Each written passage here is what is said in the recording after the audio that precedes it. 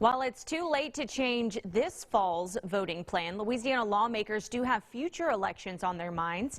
NBC Local 33's Harrison Golden is live to explain one push to give legislators more power when emergencies strike. Carly, good evening to you. Now, the coronavirus outbreak has a lot of lawmakers here thinking about timelines, in particular how long and how they didn't expect the virus to stick around for this long, how long it takes to get an emergency election plan through. Two big factors here. So enter their answer, a solution for the future different from even the recent past.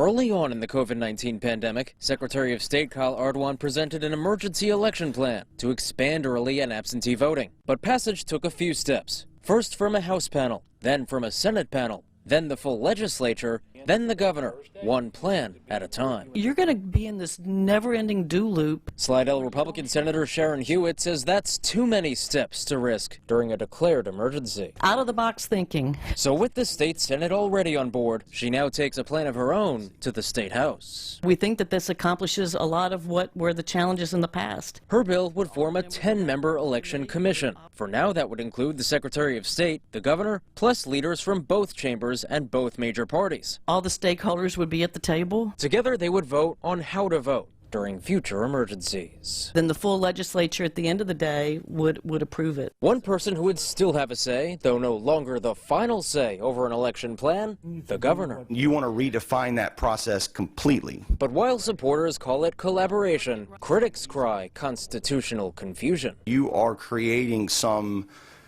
quasi branch, some commingled branch of government. Some of them are legal issues that I don't think we have the capacity to be able to address right here at this moment today. A House committee will revisit Hewitt's idea next week. Until then, the senator says she'll do some fine-tuning to make it more fit for passage. I'll work with them over the next week and see if we can come back next week with a bill that's a little bit stronger. An eye on strength amid a flex of legislative muscle.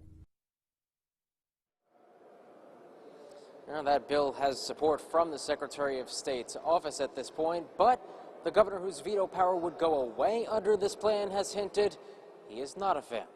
We're live here at the state capitol. Harrison Golden, NBC, Local 33 News.